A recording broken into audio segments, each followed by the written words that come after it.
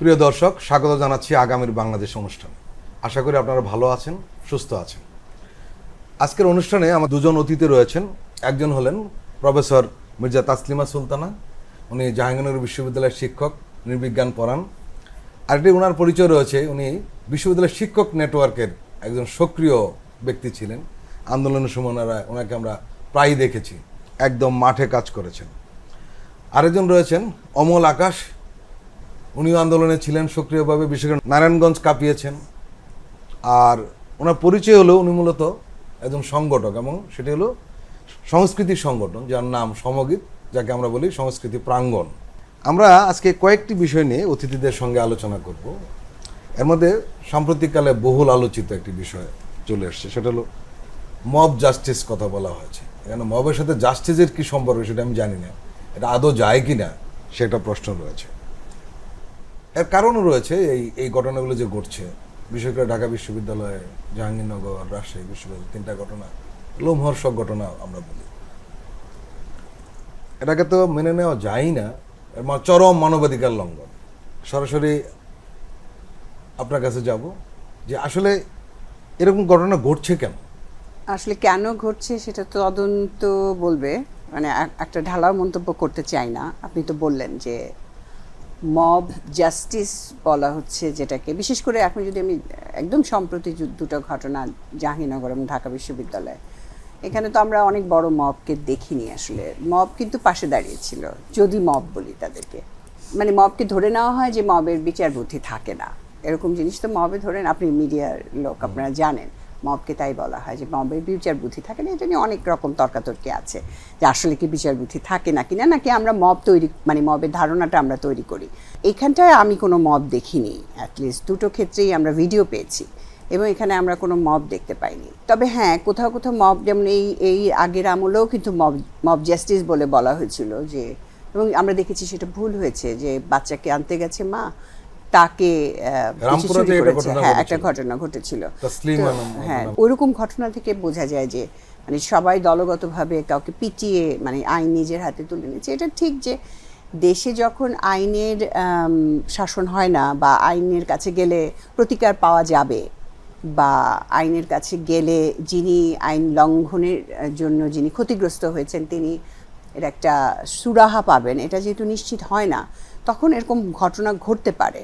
সম্প্রতি আসলে আমরা তো এরকম একটা আন্দোলন করে যে জায়গায় আসলাম, আমরা তো আশা করেছিলাম না, আমরা তো আর একই কাজ করব না। বিচারহীন যে হত্যা, এটা তো আমরা কোনোভাবেই সমর্থন করতে পারি না। তো সেটা তো গত সরকারের একটা বড় দুর্বলতা ছিল, বা আমরা সেটা চিহ্নিত করেছি, সেটা আমাদের একটা ক্ষোভের কারণ। তো এখন সেই রকম অবস্থাতেই কেন বিশ্ববিদ্যালয়গুলোতে এই ঘটনা ঘটলো, আমি আবার বলছি যে তদন্ত সাপেক্ষে বলা যাবে, কিন্তু আমি এটাকে কোনোভাবেই মব আমি দেখতে পাইনি, এবং এটা তো জাস্টিস নাই। কারণ কোনো অবস্থাতেই আপনার জাজমেন্টে তো সকলেরই তো আইনগত অধিকার আছে। আমরা তো জানি না যে আসলে কোন পরিস্থিতিতে কে কী করছে, এবং কাকে আমরা সামনে দেখছি, কাকে দেখছি না। তো এটা তদন্ত সাপেক্ষের বিষয়, এবং এটা না হওয়াটাই কাম্য। যে দুটো ঘটনা ঘটেছে, বিশেষ করে আমরা যে ভিডিও দেখেছি আপনার ইউনিভার্সিটির এবং ঢাকা ইউনিভার্সিটির, সেখানে মব জাস্টিস বলে যেটা প্রচলিত ধারণা আছে, সেরকম ঘটনা ঘটেনি। আসলে কি ঘটেছিল তাহলে? দুটো ক্ষেত্রে আমরা দেখতে পাচ্ছি যে কিছু মানুষজন মারছে, কিছু শিক্ষার্থী যারা এটাতে অংশগ্রহণ করেছে, কিন্তু তাদের মধ্যে যেমন শোনা যাচ্ছে যে এখনকার শিক্ষার্থীও আছেন, আবার প্রাক্তন শিক্ষার্থীরাও আছেন। ঢাকা বিশ্ববিদ্যালয় হলের ভেতরে ঘটেছে ঘটনা। তো এগুলো তো আসলে একেবারে অনাকাঙ্ক্ষিত, এবং আরও যেগুলো মনে হয় যে প্রশাসন এসেছে জাহাঙ্গীরনগরের ক্ষেত্রে, কিন্তু বিশ্ববিদ্যালয়ের ক্ষেত্রে তো কয়েক দফা ঘটেছে। আমরা পত্রপত্রিকা থেকে জানি যে একবারে যে মারা হয়েছে তা না, কয়েক দফা মারা হয়েছে, এবং এগুলো অন্যায়।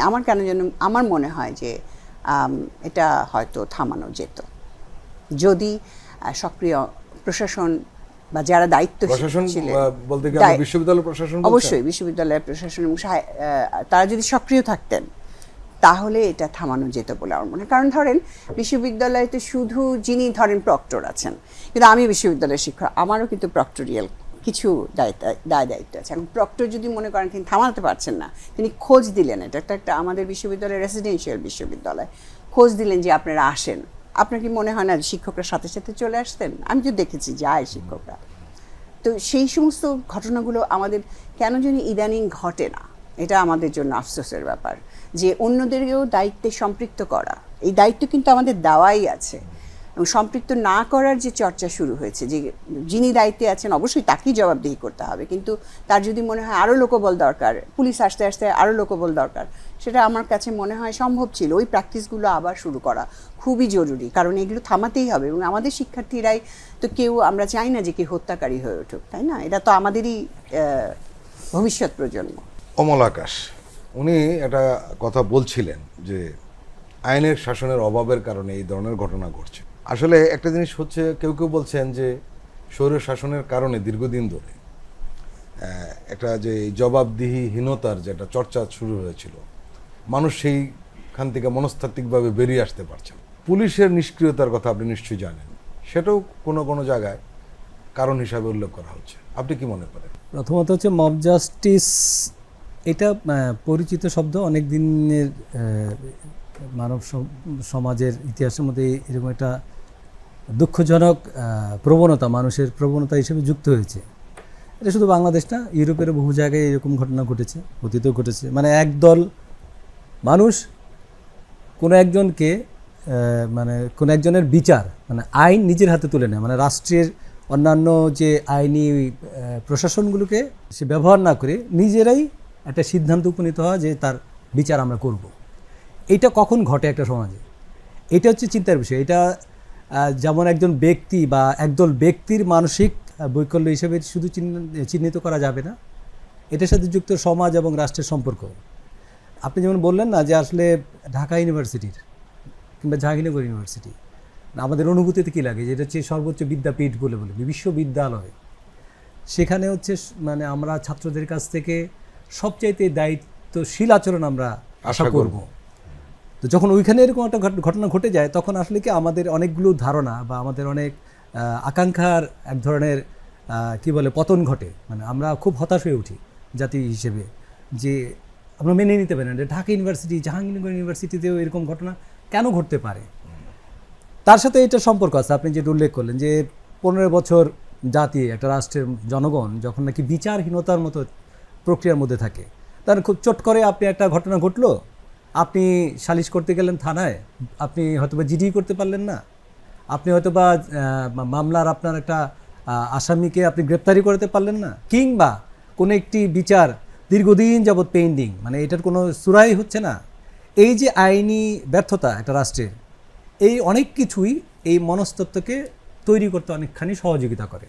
এই যে মানুষ বিচার হাতে তুলে নেয়, এমন আপনাদের মনে থাকবে যে ধরুন ক্রস ফায়ার প্রসঙ্গে মানুষ কিন্তু এক সময় বলতো, আমার মনে আছে যে আমার শহরে ডেভিড নামে একজনকে যখন নাকি ওই সময় মেরে ফেলা হলো বিচার বহির্ভূতভাবে, কিংবা অন্যান্য জায়গায় মানে পরিচিত বিভিন্ন সন্ত্রাসী কর্মকাণ্ডের সাথে যুক্ত এমন অনেককেই ক্রস ফায়ারের নামে কিংবা বন্দুকযুদ্ধের নামে তাদেরকে হত্যা করা হলো। জনগণের অনেকের মধ্যে আমি এটা শুনেছি যে তারা এটাকে অ্যাকসেপ্ট করছে। এটা কিন্তু ভয়ানক ব্যাপার। মানে একটা রাষ্ট্র এই সমস্ত প্রক্রিয়াকে যখন জনগণের মধ্যে সম্মতি উৎপাদন করে ফেলতে পারে, সেই রাষ্ট্রের কাঠামোটা খুব ভয়ঙ্কর জায়গা যায়। তখনই সমাজের মানুষের মধ্যে এই মনোবৈকল্যগুলো তৈরি হয়। যেমন সে যে অত্যাচারিত, সে যে নিজে নিপীড়িত, সে যখন নাকি নিজে ক্ষমতা হাতে পায়, সে তখন ঠিক যে নাকি অত্যাচারী তার মতো আচরণ করা শুরু করে। মানে যেমন ধরেন সে নিজে বিচারটা নিজে করতে চায়, মানে আমি এই বিচারটা আসলে অন্য কারোর কাছে পাবো না, আমি এই বিচারটা করি। এটা হচ্ছে ধরেন জাস্টিসের সাথে সম্পর্কিত। কিন্তু আপা যেটা নাকি ধরেন সন্দেহ করলো যে জাহাঙ্গীরনগর কিংবা ঢাকা ইউনিভার্সিটি স্পেসিফিক যে ঘটনা, সেগুলোকে আমরা মব জাস্টিস বলে আসলে মানে এটাকে চিহ্নিত করতে পারি কিনা, বলতে পারি কিনা। মানে আমরা যে ট্র্যাডিশনালি যে মব জাস্টিস বলে আমরা যেগুলি, যে সমস্ত ঘটনাকে আমরা চিনি বা জানি, আগে দেখেছি, তার সাথে এটার পার্থক্য আছে কিনা। বাংলাদেশে যে ঘটনা ঘটছে সেগুলিকে আসলে অনেক বেশি মব ভায়োলেন্স বলা উচিত। এই যে মব ভায়োলেন্স বলি, যে মব জাস্টিস আর ভায়োলেন্স যাই হোক না কেন, তার সাথে কোনো চক্রান্ত আছে কিনা সেটা একটা সন্দেহের জায়গা। যখন নাকি সকালে ইসের ঘটনাটা দেখলাম, আমাদের ঢাকা ইউনিভার্সিটির ঘটনাটা দেখলাম তোফাজ্জলের, ঢাকা ইউনিভার্সিটির ফজলুল হক হলে এবং তোফাজ্জল এমনও না যে একদম অপরিচিত, আননোন একটা ফেস। এর মধ্যে দেখলাম অনেকেই চিনে, পরবর্তীতে দেখলাম মানে সে একটা পরিচিত চেহারাই। মানে এটা আরো কত বেশি দুঃখজনক যে এটা মানে তোফাজ্জল এক ধরনের অনেকের কাছেই পরিচিত চেহারা, সেই তোফাজ্জলও ধরেন মানে এরকম মব ভায়োলেন্সের শিকার হলেন। এই কোট অ্যান্ড কোট মব ভায়োলেন্সকে আসলে আমার কাছে এটা সন্দেহজনক। আমার মনে হয় যে এগুলোর তদন্ত অবশ্যই গভীরভাবে করা উচিত। কিন্তু আপনার ট্র্যাজেডিটা কি, ধরেন পরে যখন আমি দেখলাম যে এই ছেলেটার মোবাইল চুরি গেছে, যে ছেলেটা ক্লেম করেছিল যে তার মোবাইল চুরি গেছে, সেই ছেলেটা যখন ধরেন এই সামাজিক যোগাযোগ মাধ্যমে যে আমি দেখলাম যে ফেসবুকে একটা সাক্ষাৎকার নিচ্ছিল কোনো একজন, সে যখন বলছে যে আচ্ছা ভাই আমার একটা মোবাইল চুরি গেছে, আমি আসলে মোবাইলটা ফেরত চেয়েছি তাই জন্য, সে বারবার, এবং তার চেহারা দেখলে আপনি এইটাও আপনি মেনে নিতে পারবেন না সে তার মধ্যে যে ধরনের অনুতপ্ত বোধ আপনি তখন দেখছেন। এই যে মানুষ এরকম একটা পরিস্থিতি সে ঠিকতেছি, সেটাও দুঃখজনক। তাহলে আপনি যাবো কোথায়? সমাজ থেকে এটা দূর করার রাস্তা কি? আমার এই পুরো প্রক্রিয়ার মধ্যে থেকে যে মানুষকে খুনিতে আমি রূপান্তরিত করছি, আমার ছাত্রকে আমি খুনিতে রূপান্তরিত করছি, এই পরিস্থিতি থেকে সামাজিক এই শিক্ষা এবং রাষ্ট্রিক এই আয়োজনগুলো লাগবে। কিন্তু তার সাথে ওই ঘটনাটাকে ঠেকানো যেত না। আপনার সাথে আমি একমত। এটা জাহাঙ্গীরনগর বলেন, ঢাকা ইউনিভার্সিটির বলেন, এটা দীর্ঘ সময় ধরে ঘটনা ঘটছে। ধরেন ঢাকা ইউনিভার্সিটির প্রক্টর কিংবা ঢাকা ইউনিভার্সিটির কি অন্য ছাত্র সংগঠন আছে না, লম্বা সময় হাউস টিচার ছিলেন, লম্বা একটা সময় তো লেগেছে, হলের অন্যরাও ছিলেন, এগুলোকে থাপানো যেত না? এই প্রশ্নগুলো থেকে যায়। এই প্রশ্নগুলোর সমাধানের রাস্তায় আমাদেরকে যেতে হবে। এবং ইউনিভার্সিটিতে যারা ছাত্র সংগঠন গড়ে তুলছে তাদেরকে এই দায়িত্বগুলো নিতে হবে যে আমার ক্যাম্পাসকে আমি যদি মানবিক করে তুলতে চাই তাহলে এই দায়িত্ব আমাদেরকেই নিতে হবে এবং আমরা এই দায়িত্বগুলো পালন করব।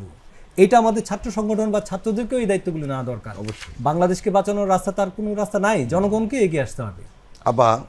আপনার কাছে আবার আসছি, সেটি হলো যে এই ধরনের ঘটনার ফলো আপ কিন্তু অনেক বড় ধরনের ঘটনা ঘটে, যেটা আমরা দেখতে পাচ্ছি খাগড়াছড়িতে। সেখানে কিন্তু এরকম একটা ঘটনা ঘটেছে। আমরা সেখানে দুটো মানে বর্ণনা পেয়েছি, যে একটা হলো যে একজন মোটরসাইকেল চুরি করার অভিযোগে তাকে আটক করা হয়েছিল এবং সেখানে পিটিয়ে মেরে ফেলা হয়। আবার আরেকটা বর্ণনা রয়েছে, সেটা হলো মোটরসাইকেল চুরি করে পালিয়ে যাওয়ার সময় পিলারের সাথে ধাক্কা খেয়েছে এবং গুরুতর আহত হয়েছে, সে কারণে মারা গিয়েছে। কিন্তু মানুষ তাকে ধরে পুলিশের কাছে দিয়ে হসপিটালে নিয়ে গেছে বা পুলিশের কাছে দিয়েছে, এই ঘটনা ঠিক আছে। এরপরে যে ঘটনা ঘটলো সেটি নির্মম ঘটনা, মানুষ খুন হলো, বাড়িঘরে আগুন জ্বালানো হলো। আমরা একটা জিনিস খেয়াল করেছি, সেটা হলো যে কোনো কিছু ঘটলেই পাহাড়ি লোকদের উপরে হামলাটা চলে। আদিবাসীরা কিন্তু আমাদের এই আন্দোলনে সক্রিয়ভাবে ছিলেন, অনেকে ছিলেন আমি জানি, এবং ঢাকাতে বিশেষ করে আমি খাগড়াছড়িতেও ছিলেন। তারা কিন্তু সব জায়গায় তারাও কিন্তু এইরকম পরিবর্তন চেয়েছিলেন। কিন্তু আমরা তাদের যে কথাটা কখনো বুঝতে পারি না, তারা যে পরিস্থিতির মধ্যে থাকে, যে তাদেরকে সবসময় আপনার এক ধরনের প্রহরার মধ্যে রাখা হয় প্রত্যেক দিনের জীবনে। আমি জানি না বুঝাতে পারলাম কিনা, সার্ভেইলেন্সের মধ্যে ইংরেজিতে বললে হয়তো বেশি পরিচিত শব্দ, যে তাদেরকে প্রতিদিনের জীবনে সার্ভেইলেন্সের মধ্যে থাকতে হয়।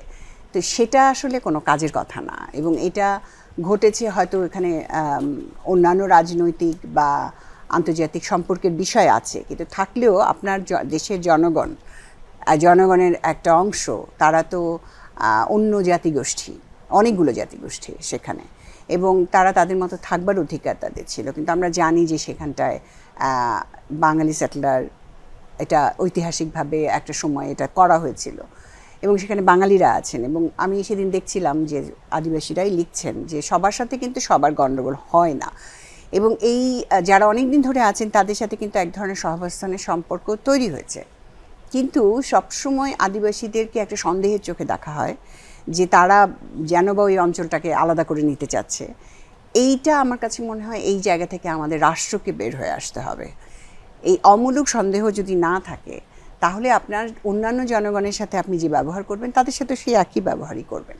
এখন ওটা যদি সীমান্তবর্তী এলাকা থাকে তাহলে সেখানে কিছু পাহাড়ের ব্যবস্থা থাকতে পারে, এবং সেটা তো আপনার দেশের ভেতরেও হয়, তাই না? আমাদের অনেক নজরদারির মধ্যে তো কিছু নজরদারি প্রতিষ্ঠান আমাদের আছে, তারা রাষ্ট্রের সাথে কাজ করবে, কিন্তু সেটা তো আমার প্রতিদিনের জীবনকে ব্যাহত করছে না। আমি আশা করব যে পার্বত্য চট্টগ্রামের ক্ষেত্রেও তাই হবে, যে তাদের প্রতিদিনের জীবন ব্যাহত হবে না, এবং তাদের মানবিক, এবং তারা কিন্তু আপনারা একটা জিনিস খেয়াল করে দেখবেন যখন এই আপনি যে ঘটনাটির কথা বললেন যে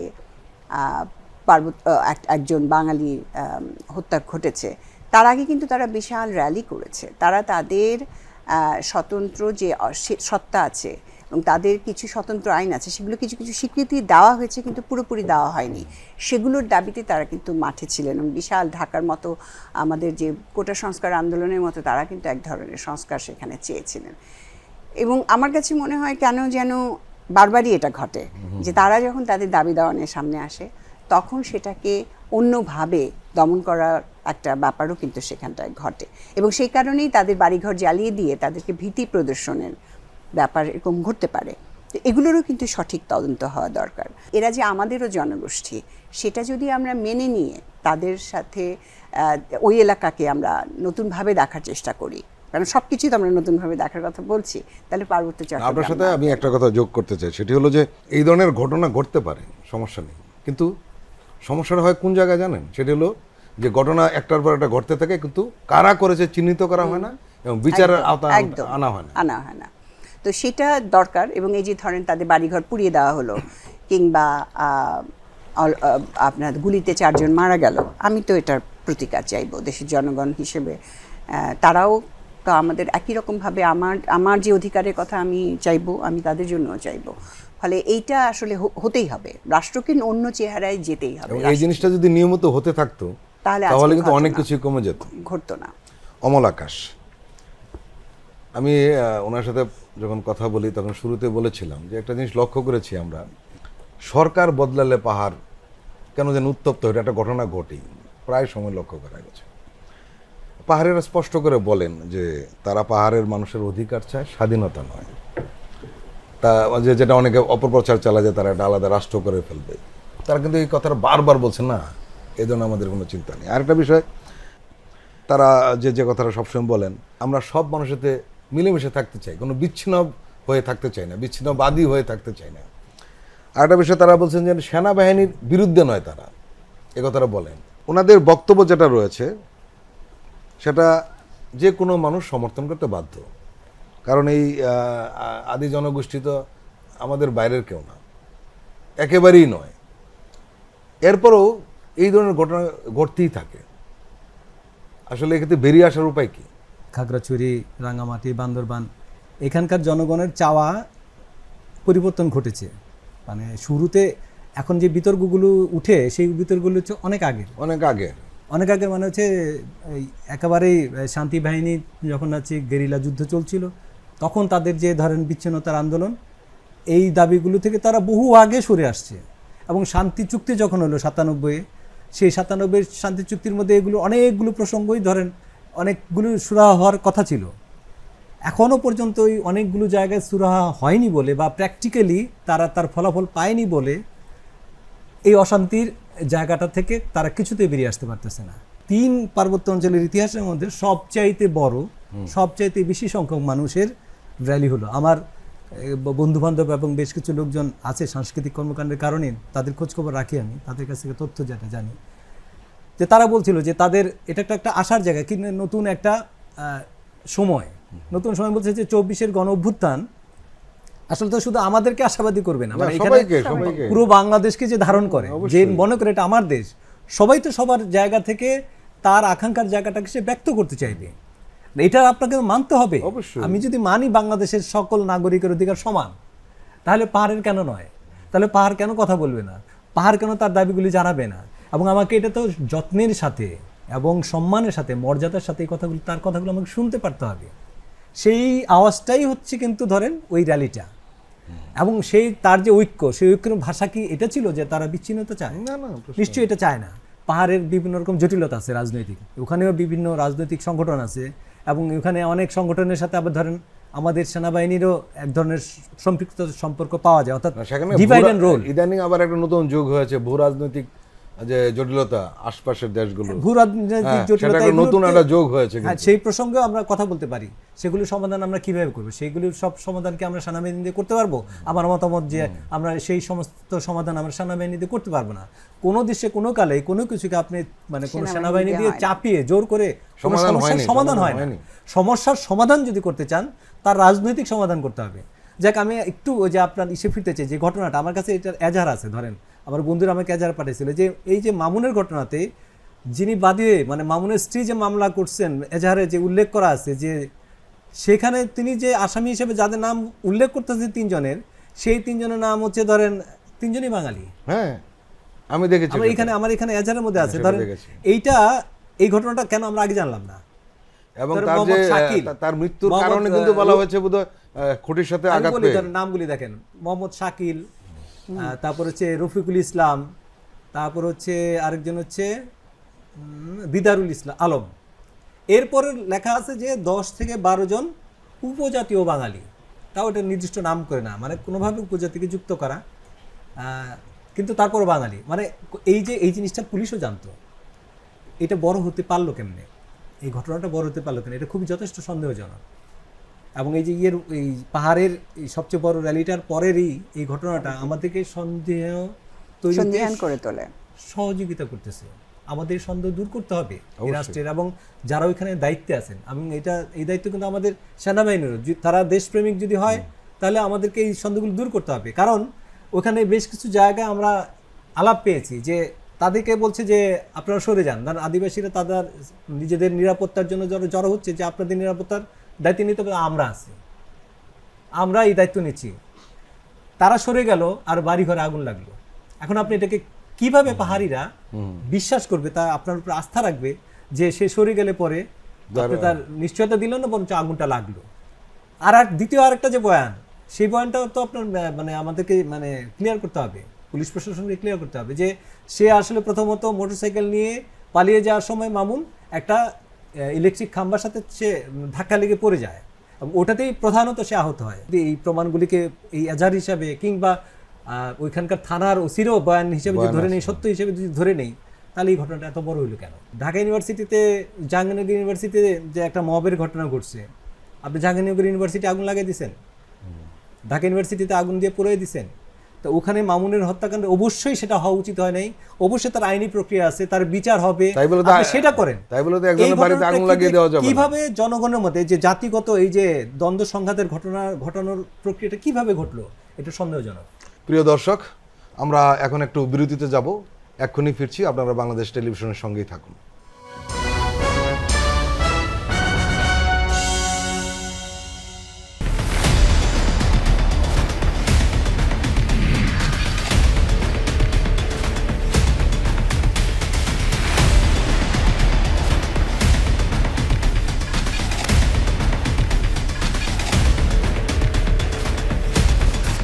নিপীড়নের গল্প, প্রযোজনা মোহাম্মদ হাসান রিয়াদ ও গোলাম মোর্শেদ। দেখবেন প্রতি শুক্র ও শনিবার সন্ধ্যা 7টায়।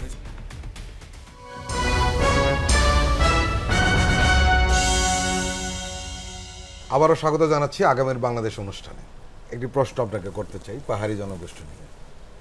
সেখানে তাদেরকে কি নামে ডাকা হবে এই নিয়ে নানান ধরনের বিতর্ক তৈরি হয়েছে বা হচ্ছে, বা বিতর্ক তৈরি করা হয়েছে, আপনি যেভাবেই ব্যাখ্যা করুন না কেন। কেউ বলে তারা আদিবাসী, কেউ বলে ক্ষুদ্র নৃগোষ্ঠী।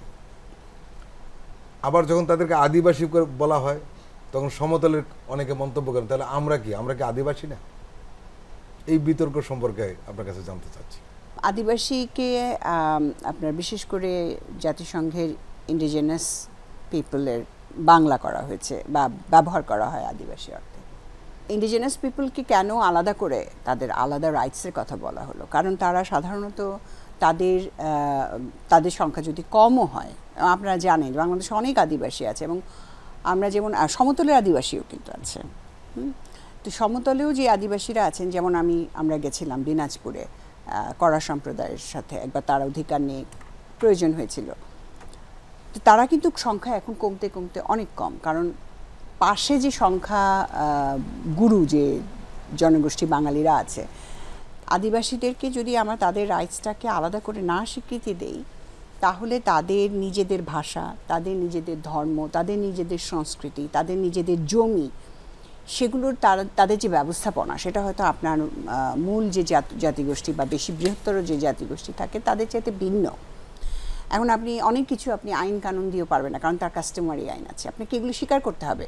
যেটা আদিবাসী আইনে, এটা এমনকি যখন উপনিবেশ ছিল, উপনিবেশিক সরকাররাও এটা স্বীকার করেছিল।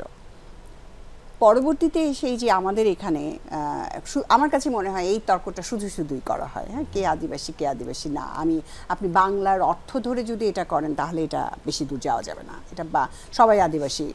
কিন্তু আপনি তো জাতিগোষ্ঠীর বিচারে আরও যে অনেক সংখ্যায় যারা কম আছেন, যারা নাকি নানানভাবে মার্জিনাল হচ্ছেন, প্রান্তিক হচ্ছেন, তাদের অধিকারটা তো আমাদের অক্ষুণ্ণ রাখতে হবে। এবং তাদের যে কাস্টমারি আইনে যে জমি জমার যে নিয়ম আছে, এখন আপনার পাহাড়ে গিয়ে মনে হলো যে পাহাড় তো খালিই পড়ে থাকে, কিন্তু পাহাড়ের জুম চাষের যে পদ্ধতি সেটা তো আমরা জানি না কিভাবে হয়। তো সেখানটায় তাদেরকে খালি ফেলে রাখতে হয় অনেক দিন পর্যন্ত জুম চাষের জন্য পাহাড়। আপনার গিয়ে মনে হলেই তো হবে না যে পাহাড় খালি আছে এবং এখানে আমি ট্যুরিজমের ব্যবস্থা করতে পারবো তাদের জমি জমা দখল করে। এগুলো ঠিক ঠেকানোর জন্যই তো আপনার তাদের যে অধিকার সেটাকে স্বীকৃতি দেওয়ার জন্য কিন্তু ইন্ডিজিনাস রাইটসের কথা বলা হয়েছে জাতিসংঘে।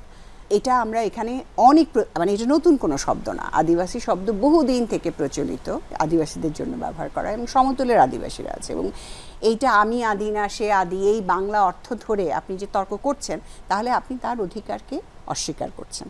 এই ক্ষুদ্র নৃগোষ্ঠী, একটা হচ্ছে ক্ষুদ্র বলা, সেটাও একটা সমস্যাজনক, তার মানে আপনি সংখ্যায় বেশি সেটা আপনি তো বলার মধ্যে দিয়ে বলে দিচ্ছেন। নৃগোষ্ঠী তো সবাই, নৃগোষ্ঠী কে না, আমরা নৃমানি মানুষ। হ্যাঁ, জাতিগোষ্ঠী আমরা বলি, কারণ জাতিগোষ্ঠী বললে বোঝায় যে জাতির মধ্যে কিন্তু প্রত্যেক জাতিগোষ্ঠী তাদের নিজের ভাষা থাকতে পারে, তাদের নিজস্ব ধর্ম আছে, তাদের আচার আচরণ আছে, তাদের সমস্ত সাংস্কৃতিক ব্যবস্থাটা ভিন্ন।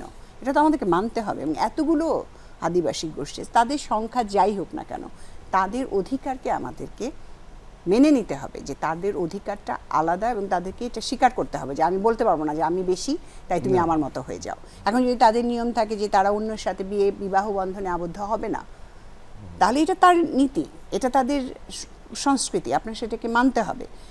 এই জায়গাটাকে আমার কাছে মনে হয় ধোঁয়াশা রাখা হয়েছে ইচ্ছাকৃতভাবে। অন্য কোনো আন্তর্জাতিক সম্পর্কের বিষয় সেগুলো সেখানটায় দুশ্চিন্তা আছে পাহাড়কে নিয়ে, সেগুলোকে ঢাকবার জন্য অনেক কথা বলা হয় আমার কাছে মনে হয়। এবং আমাদের মানুষজনকে আসলে এই প্রসঙ্গটাকে যে সহজভাবেই ব্যাখ্যা করা যায়, সহজভাবেই এটা নিয়ে আলাপ করা যায়, সেটা না করে এটাকে অযথাই জটিল করা হয়েছে এবং এক ধরনের জাতিগত বিভেদটাকে জিয়ে রাখা হচ্ছে, এটা আমার কাছে মনে হয়। এখানে আমি একটু যুক্ত করতে চাই। এখানে ধরেন united nation declaration on the rights of indigenous পিপলের স্বীকৃতি যদি আপনার আদিবাসী হয় আমাদের সংবিধানে, মানে আদিবাসী হিসেবে যদি আপনি এটাকে স্বীকৃতি দেন, তাহলে সাথে সাথে এই কনভেনশনের আওতা অনুযায়ী আদিবাসীদের যেই দাবি দাবা এবং তার যে ক্রাইটেরিয়া তা আপনাকে পালন করতে হবে। তো এই যে জাত পরিচয়, আমরা জাতিগত নিপীড়ন এর সংস্কৃতির মধ্যে ঢুকে পড়লাম, এটা থেকে বাঙালিদেরকেও বেরিয়ে আসা দরকার। মানে বাঙালি জাতির অংশ হিসাবে আমি মনে করি, একটা বড় জাতির অংশ হিসাবে আমি সবসময় এই যে জাতিগত যে পরিচয় নিয়ে তার উপরে যে আগ্রাসন চালায়, সাংস্কৃতিক আগ্রাসন চালায়, সেটার অনেক রকম আলোচনা আছে, বিস্তারিত আলোচনার আজকে সুযোগ নাই। সেটা থেকে জাতিগত হিসাবে আমাদেরও, মানে আমি এটা বলব যে শুধু রাষ্ট্র না, আমাদের মনস্তত্ত্বের মধ্যে যে সমস্ত প্রকল্প, যে সমস্ত প্রোপাগান্ডা, যে সমস্ত হেজিমনি আমরা বহন করে চলছি এবং তা দ্বারা আমরা নিয়ন্ত্রিত হচ্ছি, এবং সেই চোখ দিয়ে আমরা পাহাড়কে দেখছি। পাহাড়কে দেখার চোখটা আমাদের পাল্টাতে হবে, আদিবাসীদেরকে দেখার চোখটা পাল্টাতে হবে। আমরা যে বিষয়ে কথা বলতে চাচ্ছিলাম, নতুন বিষয়ে, সেটি হলো ছাত্র রাজনীতি নিয়ে। আপনারা জানেন যে বৈষম্য বিরোধী ছাত্র আন্দোলন যখন শুরু হয়, তারা 9টা দফা দিয়েছিল, এবং সেখানে একটি দফা ছিল ক্যাম্পাসে রাজনৈতিক দলের লেজুর ভিত্তিক কোনো ছাত্র সংগঠন থাকবে না। এটা নিয়ে নানান ধরনের তর্ক বিতর্ক চলছে, এবং তারা বলেছেন ছাত্র সংসদ থাকবে। প্রশ্ন উঠেছে যে ছাত্র সংসদ যদি হয় তাহলে সেখানে ছাত্ররা কিভাবে অংশ নেবে যদি রাজনৈতিক দলের ছাত্র সংগঠনগুলি না থাকে। এই বিষয়ে আপনি যেহেতু বিশ্ববিদ্যালয়ে পড়ান, আপনি খুব কাছ থেকে দেখার সুযোগ পান। আমার কাছে মনে হয় যে কিছুদিন যদি বড় রাজনৈতিক দলগুলো তারাই সমঝোতায় পৌঁছায় যে তারা এই ধরনের কোনো সংগঠন রাখবে না অন্ততপক্ষে কিছুদিনের জন্য, এরপরে যদি তারা এই ধরেন আজকে যদি আওয়ামী লীগ নেই, এখন বিএনপি যদি আসে, ধরেন আমরা তো বাংলাদেশকে আমরা যেভাবে দেখি এটাই যদি হতে পারে হয়, বা জামাতে ইসলামী যদি আসে, তারা যদি বলে যে না, এরা যে সংগঠন থাকতে পারে, এরা সমর্থক হতে পারে, কিন্তু কে ওখানে নির্বাচিত হয়ে কে তাদের নেতৃত্ব গঠন করবে সেটা তাদেরই গঠন করতে হবে। কিন্তু আমরা কি দেখতে পাই, তারা কি আসলে কখনো নেতৃত্ব গঠন করে? তা করে না। এবং গত কত বছর ধরে যেটা আমরা বলছি না, যেটা বলা আমি মনে করি খুবই জরুরি, সেটা হচ্ছে এখন কিন্তু আসলে ছাত্ররা রাজনীতি করে না, রাইট, রাজনীতি করে প্রাক্তনরা। এটা আগে ছিল হচ্ছে আপনার, আমরা শুনতাম, আমরা যখন জাহাঙ্গীরনগর বিশ্ববিদ্যালয়ে তো শিক্ষার্থী ছিলাম, সেখানটায় আমরা কিন্তু দেখেছি যে আপনার প্রাক্তনরা রাজনীতি করতো না। আমরা যখন শিক্ষার্থী ছিলাম, আমরা ঢাকা বিশ্ববিদ্যালয়ে শুনতাম যে প্রাক্তনরা রাজনীতি করে। এবং দেখেন সংগঠনের মধ্যে কিংবা ধরেন সংসদ হওয়ার ক্ষেত্রেও আমাদের ৭৩ অধ্যাদেশ যে 4টা বিশ্ববিদ্যালয় আছে, সেটা দেখেও আমি বলতে পারি যে দেখা যাচ্ছে যে সেখানে বলা হচ্ছে যে একটা ছাত্র সংসদ থাকবে, একটা থাকবে কেন? পৃথিবীর অন্যান্য জায়গায় ছাত্রদের ধরন তো ভিন্ন, পাঠের প্রক্রিয়াটাও ভিন্ন। একটা হবে আন্ডারগ্র্যাড, যারা নাকি স্নাতক পর্যায়ে পড়ছে, আরেকটা হচ্ছে স্নাতকোত্তর পর্যায়ে। স্নাতকোত্তর পর্যায়ে শুরু হয় মাস্টার্স এবং এমফিল, পিএইচডি। প্রত্যেকের কিন্তু আলাদা আলাদা সমস্যা, আলাদা আলাদা তার অধিকারের প্রসঙ্গ বলতে হবে সমস্যা, কারণ পর্যায়টা আলাদা হলে তাদের আলাদা প্রসঙ্গ আসার প্রয়োজন, যেটা আমাদের এখানে নাই। না থাকার কারণে আমরা ঢাকা বিশ্ববিদ্যালয়ে যখন ছাত্র রাজনীতি বা যখন নাকি সংসদ হতো, তখন আমরা দেখতাম একটা সংসদ, এবং সেই সংসদে থাকবার জন্য বা এই রাজনীতিকে নিয়ন্ত্রণ করবার জন্য অনেক বছর যে থাকে, সে কিন্তু তার নিয়ন্ত্রণের সক্ষমতা বেশি হয়। এবং আমাদের রাজনৈতিক দলগুলো এগুলা ভেঙে বলে না বলে এগুলো কিন্তু আড়ালে থেকে যায়। আমাদের রাজনৈতিক দলগুলো ওরকম ওই ধরনের রাজনৈতিক নেতৃত্বকে পছন্দ করে। এই রাজনৈতিক দলগুলোকে সেখান থেকে সরে আসতেই হবে।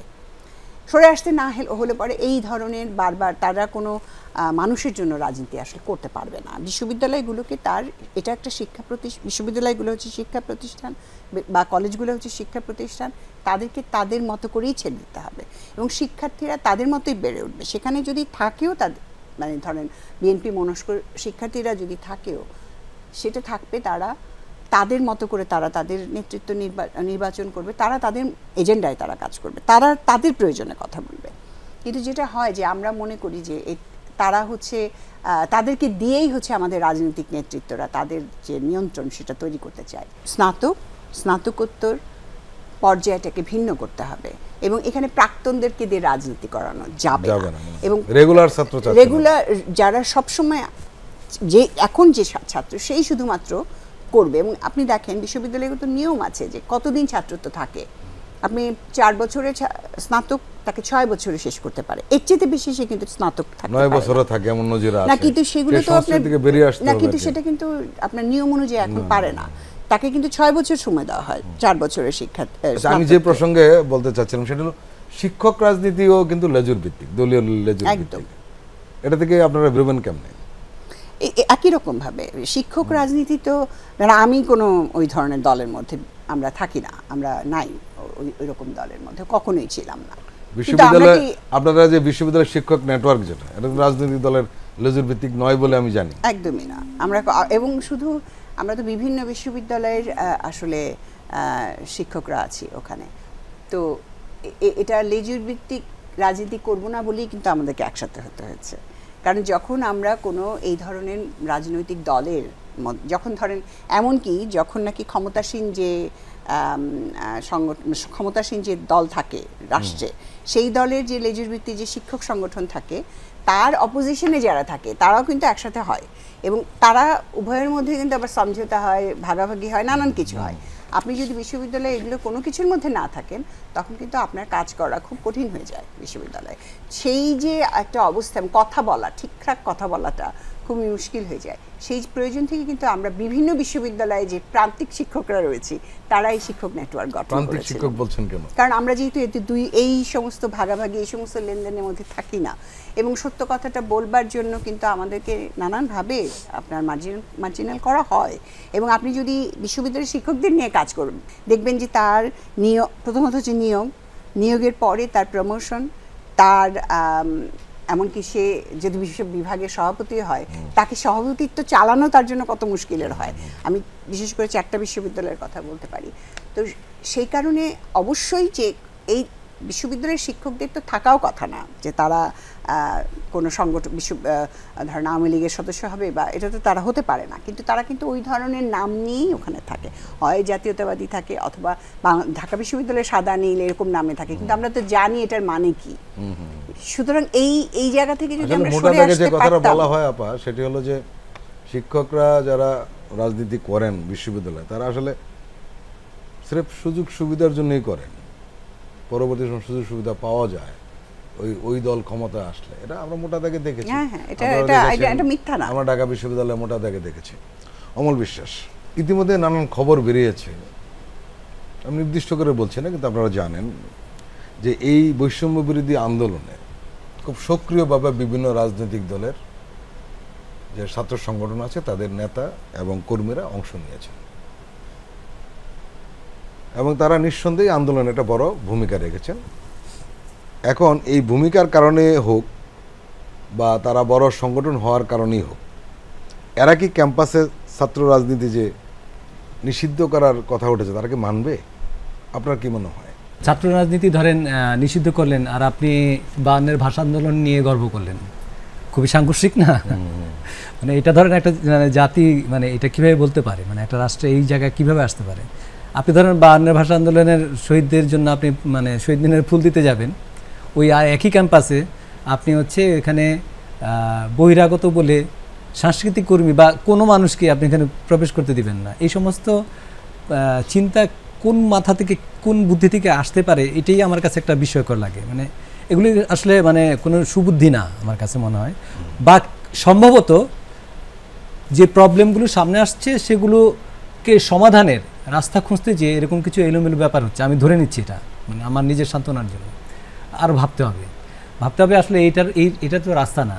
এখন আপনার বাংলাদেশে আসলে ওই মানে এই আলাপটা আগে হলো একটু আগে যে রাজনীতি করার অধিকার তো ভাই সবার আছে, আর আপনার মতাদর্শের সে একেবারে উল্টো দিকের লোক হতে পারে, আপনি সেই রাজনীতি করবেন না।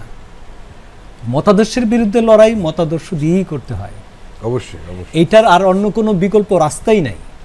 কারণ আমরা রাজনীতির আলাপে যদি ধরেন এইটাকে আলাদা করে রাখি যে আচ্ছা উনি অমুক মতাদর্শের ছাত্র রাজনীতি করেন সুতরাং তাকে আমি ক্যাম্পাসে ঢুকতেই দিব না।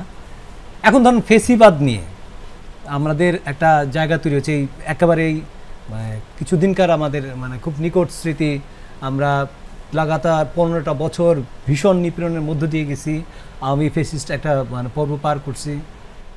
আমরা একটা কমন ক্রাইটেরিয়া তৈরি করতে পারি যে যারা ফেসিবাদ যে কোনো ধরনের ফেসিবাদী আচরণের নেতৃত্ব দিবে তা আমরা তাদেরকে বয়কট করব। এটা একটা সাধারণ আমরা একটা নির্বাচনের মাপকাঠি তৈরি করতে পারি। সে যে কোনো ছাত্র সংগঠনের হোক কিংবা যে রাজনৈতিক দলের হোক না কেন, তার যে কোনো ফেসিবাদী আচরণের বিরুদ্ধে আমরা। এর বাইরে আপনি আর কোনো ক্রাইটেরিয়া দিয়ে যে আপনি এটা আপনার গণতান্ত্রিক রাষ্ট্রে আপনি তো এটা বলতে পারেন না সে রাজনীতি করতে পারবেন না।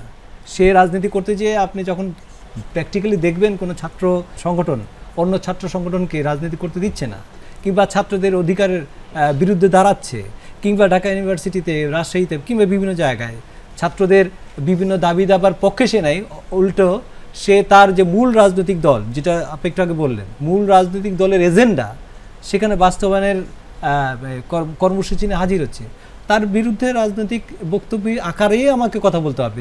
অন্য অপরাপর ছাত্র সংগঠন, ক্যাম্পাসের যে সাংস্কৃতিক সংগঠন, ক্যাম্পাসের সাধারণ ছাত্ররা, তাদেরকে সেই লড়াই চালিয়ে যেতে হবে। মানে এটা অতীতে যেভাবে ঘটেছে আমাদেরকে সামনে সেই লড়াই চালিয়ে যেতে হবে। ভাবার কোনো কারণ নাই যে একটা গণ অভ্যুত্থান রাতারীতি একটা রাষ্ট্রের সমস্ত চেহারাকে একেবারে রাতারীতি পাল্টে দিবে। আমরা এই গণ অভ্যুত্থানও সেটা বলে নাই, আর আমরাও এই স্বপ্ন মানে এইরকম একটা ইউটিউবের স্বপ্নের মধ্যে যাতে আমরা না থাকি যে এটা কেবলমাত্র একটি স্বৈরাচারী সরকারের পতন। মানে এটা এমন না যে একটা স্বৈরাচারী পুরো ব্যবস্থার পরিবর্তন, এই ব্যবস্থার সমস্ত স্ট্রাকচারগুলো রয়ে গেছে একই রকম। সেগুলোর একটা পার্ট হচ্ছে ধরুন ঢাকা ইউনিভার্সিটি, রাজশাহী ইউনিভার্সিটি বা সমস্ত ইউনিভার্সিটিগুলি কীভাবে চলবে সেগুলোর আলাপটা এখন জরুরি। সেই প্রশ্নে ছাত্র সংগঠনের দিক থেকে যেমন অনেক বেশিরভাগ ছাত্র সংগঠন তারা দাবি করছে যে ছাত্র সংসদ নির্বাচন প্রতি বছর হতে হবে, এবং এই দাবির মধ্যে যেমন একটা দাবি আমি জানি যে তারা দাবি করতেছে যে একটা নির্দিষ্ট ডেট থাকবে ক্যালেন্ডারে, এখানে আর কোনো অজুহাত চলবে না, ঠিক ওই নির্দিষ্ট ডেটে প্রতি বছর জানবে সমস্ত সাধারণ ছাত্ররা যে সংসদ নির্বাচন, ছাত্র সংসদ নির্বাচন ওই সময়টা হবে। এবং ধরেন এটা 2 বছর 3 বছর পর এটা একটা আপনি পুনর্মূল্যায়ন করতে পারে ছাত্ররা, এবং ক্যাম্পাসের মধ্যে অন্যান্য ছাত্র সংগঠনের একটা সহাবস্থানের পরিবেশ নিশ্চিত করতে হবে, এবং এটা মনিটর কে করবে? আর সমস্ত ইউনিভার্সিটির শিক্ষকদের এখানে দায়িত্ব আছে। শিক্ষকদের এই মানে এই যে মনিটরিংয়ের জন্য এই দায়িত্বগুলো পালন করার রাস্তা বের করতে হবে। আমরা লক্ষ্য করেছি অনেক শিক্ষক কিন্তু অতীতেও আপনি যে ধরনের কথা বললেন সেই ধরনের কথা কিন্তু অনেক শিক্ষকও বলেছিলেন বা বলে থাকেন, কিন্তু আমরা খুব কাছ থেকে দেখেছি যে সেখানে আসলে রাজনৈতিক সরকারের মতামতটা সেখানে প্রধান হয়ে দাঁড়ায়। এটাই তো আমাদের জন্য সবচেয়ে বড় দুঃখজনক। এগুলি তো আমাদের পাঠানো দরকার। এইগুলো থেকে না বেরোলে আপনি ধরেন ছাত্রদের উপরে কেবলমাত্র আমরা দায় চাপাই দিলাম, মানে ছাত্র রাজনীতি এটা মুখ ভুল করে, ওরা মারামারি করে, ওইটা সন্ত্রাস করে, তাহলে তো আমরা সমাধানের মূল জায়গায় যেতে পারবো না। আমরা এই বিষয় নিয়ে পরে আলোচনা করবো আরেকটু। প্রিয় দর্শক, আমরা এখন একটু বিরতিতে যাচ্ছি, আপনারা আমাদের সঙ্গেই থাকুন।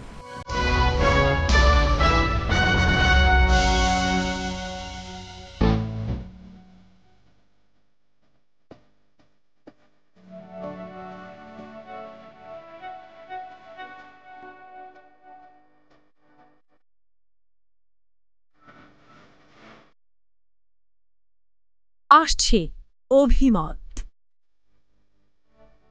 চোখ রাখুন বিটিভির পর্দায়।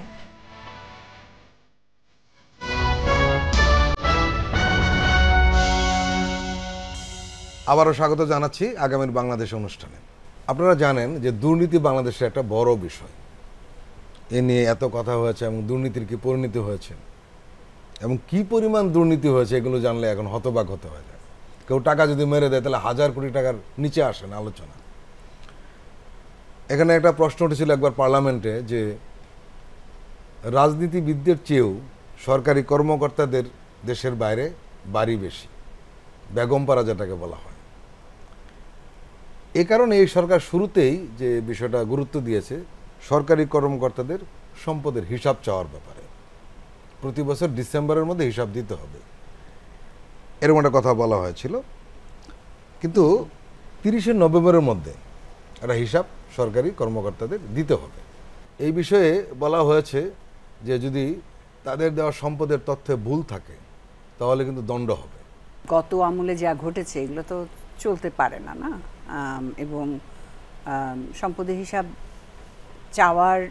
চাওয়াটা যদি আগে এই পদ্ধতিটা ব্যবহার করা হতো তাহলে তো আজকে আমরা এই জায়গায় আসি না। আমাদের যত কথা শুনি যে অত টাকা চলে গেছে, সেগুলো দেশে থাকলে দেশ আজকে কোথায় থাকতো। ফলে একটা চেক অ্যান্ড ব্যালেন্সের জন্য যা এখন বলা হচ্ছে সেটা তো রাখতে হবে। আর আমার আশঙ্কা যে এইটা চলমান থাকবে কিনা আবার এখানটায়। এটা তো শুধু এই অন্তর্বর্তীকালীন সরকারের বিষয় না, এটা সকল সরকারের বিষয়। কারণ অন্তর্বর্তীকালীন সরকার আমরা জানি যেটা অল্প সময়ের, বা এটা তো সব সময়ের না। আমাদের রাজনৈতিক সরকার আসলেও এইটা চালু থাকতেই হবে যে আপনার একদল মানুষের হাতে যিনি সরকার জনগণের সেবক হিসেবে এসছেন তাকে তো জনগণের সেবক হিসেবেই দায়িত্ব পালন করতে হবে। কিন্তু তিনি যদি ভক্ষক হয়ে ওঠেন তখন তো আমাদের অর্থনীতি যেরকম করে খালি হয়ে গেছে সেরকমটাই হবে। ফলে আমি ঠিক মনে করি। অমল আকাশ, অধ্যাপক মির্জা তাসলিমা সুলতানা কিন্তু যে কথাটা বলেছেন এটা আসলে অনেকেরই কথা। কেন কথা? যে আসলে এই কর্মকর্তারা সম্পদের হিসাব দিবেন কিনা এই প্রশ্নটা কিন্তু সবার মধ্যে রয়েছে, এবং এটা দিলে কিন্তু অনেক সমাধান হতো, একথা উনি উল্লেখ করেছেন। আপনার কি মনে হয়? পুরনো অভিজ্ঞতা থেকে বাংলাদেশ রাষ্ট্রের এই হিসাব নিকাশ ইত্যাদিতে বিষয়ে রাষ্ট্রের যা যা ভূমিকা ছিল, রাষ্ট্র আর সরকার মিলেমিশে একাকার হয়ে যেভাবে পুরো পরিস্থিতিটা তৈরি করেছিল, রাষ্ট্র সরকার দল, হ্যাঁ দল সব একাকার হয়ে গেছে, মানে এগুলি প্রত্যেকটা যে আলাদা, এই পুরো হিসাবটাই আমাদের মাথা থেকে নাই করে দিয়েছিল। তো সেখানে যে চেহারাটা দাঁড়িয়েছে, ওই যে আপনি যেটা বললেন শুরুতে আর কি, যে 1000 কোটি টাকার নিচে কোনো গল্প নাই। তো আপনি এই হিসাব ফাঁকি দেওয়ারও তো অনেক গল্প তৈরি হয়েছে। এখন এই স্মৃতিও তো আমাদের আছে। ধরেন আপনি সম্পদের হিসাব যদি মানে ফাঁকি দিতে চান, আপনি ধরেন আইন করলেন সম্পদের হিসাব দিতে হবে, হ্যাঁ, এখন আপনার এই সম্পদের হিসাব আপনি দিলেনও, আপনি খুঁজে পারলেন না, কাগজপত্র দেখলেন যে সব হিসাব ঠিকঠাক, সব কিছু ঠিকঠাক আছে। বরঞ্চ আমি উল্টা দিক থেকে যদি বলি যে ধরেন আপনি একটা এমন ব্যবস্থা তৈরি করলেন, ধরেন একটা আপনার পাড়ায় চুরি হয় না, আপনি আপনার পাড়াকে এমনভাবে সুরক্ষিত করলেন এবং আপনার জনগণ এতটাই সে সচেতন যে আপনার মহল্লা বা আপনার পাড়াতে চোরই নাই, চুরি হয় না, বরং সেইটাতে বেশি মনোযোগ দেওয়া উচিত আমার কাছে মনে হয়। সম্পদের হিসাব যদি চুরির ব্যবস্থার যে ব্যবস্থাপনার সমস্ত অ্যাপারেটাস যদি ফাংশন করে, তাহলে হিসাবের মধ্যেও সেই চুরি করা সম্ভব। ফলে আমি বরঞ্চ দাবি জানাবো যে সম্পদের হিসাবে অবশ্যই গুরুত্ব আছে, এটাতে একটা চাপ তৈরি হয় এবং চুরি করতে গেলে সেটার চুরিকে কিভাবে সামলাবে তার জন্য তাকে অনেক হিসাব নিকাশ করতে হয়, এটার জরুরত আছে, একটা চাপ বোধ করবে। কিন্তু আমি বললাম যে সিস্টেমটাই চেঞ্জ করা, যে এখানে আর চুরিটাই হবে না, সেটা অনেক জরুরি বাংলাদেশের জন্য। কারণ বাংলাদেশকে একেবারে অর্থনৈতিকভাবে নিঃস্ব দৈন্য করে রেখে যাওয়ার জন্য সবচাইতে বড় বড় যে প্রতিষ্ঠানগুলো মানে ব্যর্থ হওয়ার জন্য এখানে যে পরিমাণ লুটপাট আর দুর্নীতিযুক্ত এবং কালো টাকা মানে বাংলাদেশের টাকা পাচার হয়ে যাওয়া ইত্যাদি অনেক যে গল্প, সেগুলির ফলাফল আজকে আমরা বহন করতেছি। মানে আজকে ধরেন নতুন যেই ক্ষমতায় আসবে, মানে আমি বললাম যারা আছেও তাদের জন্য এই রাষ্ট্রকে চালিয়ে নেওয়ার জন্য বেশ হিমশিম খেতে হচ্ছে। কিন্তু ইতিমধ্যে আপনারা জানেন যে বিদ্যুতের বিল পড়ে আছে 9,500 কোটি টাকা আদানির কাছে। ধরেন এই যে বকেয়াগুলি, এই টাকাগুলি কেন দেওয়া হয় নাই, এরকম অনেক অনেক গল্প। এগুলিকে সামলানো এই রাষ্ট্রের জন্য বেশ চ্যালেঞ্জ, রাষ্ট্র এখন বেশ বড় একটা চ্যালেঞ্জের মুখে পড়েছে। ফলে তাকে এই চ্যালেঞ্জ মোকাবেলার জন্য সামনের দিনে যাতে এই চ্যালেঞ্জগুলো তৈরি না হয়, আমরা চাই এমন একটি ব্যবস্থা যেখানে চুরির হিসাবের চেয়ে আমি বেশি প্রাধান্য দেবো যাতে চুরিটাই না হয়, এই চুরির ব্যবস্থাপনাটাই যাতে না থাকে, সেটাতে বেশি মনোযোগ দেওয়া দরকার আমাদের। ধন্যবাদ অমল আকাশ এবং অধ্যাপক মির্জা তাসলিমা সুলতানা আমাদের সময় দেওয়ার জন্য। প্রিয় দর্শক, আজকের অনুষ্ঠান আমরা এখানেই শেষ করব। আপনারা ভালো থাকুন, সুস্থ থাকুন। আল্লাহ হাফেজ।